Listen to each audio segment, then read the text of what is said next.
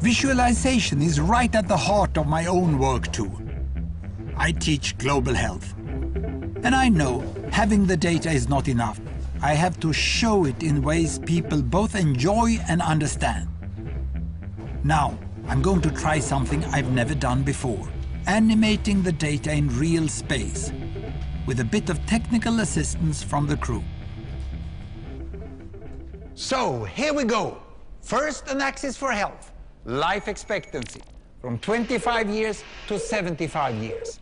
And down here, an axis for wealth, income per person, $400, $4,000, and $40,000. So down here is poor and sick, and up here is rich and healthy. Now, I'm going to show you the world 200 years ago, in 1810. Here come all the countries. Europe brown, Asia red, Middle East green, Africa south of Sahara blue, and the Americas yellow. And the size of the country bubbles show the size of the population. And in 1810, it was pretty crowded down there, wasn't it? All countries were sick and poor. Life expectancy were below 40 in all countries. And only UK and the Netherlands were slightly better off, but not much. And now, why start the world? The Industrial Revolution makes countries in Europe and elsewhere move away from the rest. But the colonized countries in Asia and Africa, they are stuck down there. And eventually, the Western countries get healthier and healthier. And now we slow down to show the impact of the First World War and the Spanish flu epidemic. What a catastrophe! And now I speed up through the 1920s and the 1930s. And in spite of the Great Depression, Western countries forge on towards greater wealth and health. Japan and some others try to follow, but most countries stay down here. Now, after the tragedies of the Second World War, we stop a bit to look at the world in 1948. 1948 was a great year. The war was over, Sweden topped the medal table at the Winter Olympics, and I was born. But the differences between the countries of the world was wider than ever. United States was in the front, Japan was catching up.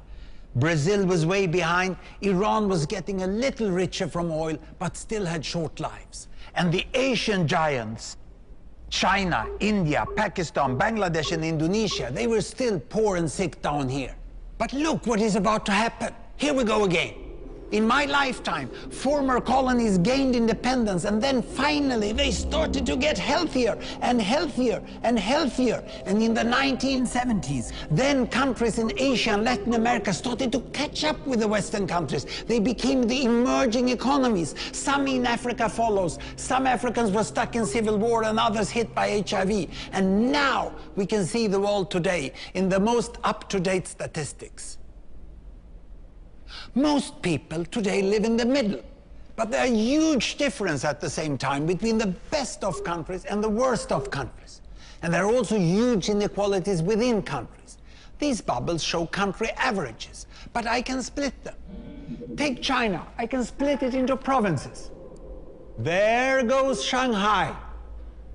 It has the same wealth and health as Italy today. And there is the poor inland province Guizhou. It is like Pakistan. And if I split it further, the rural parts are like Ghana in Africa.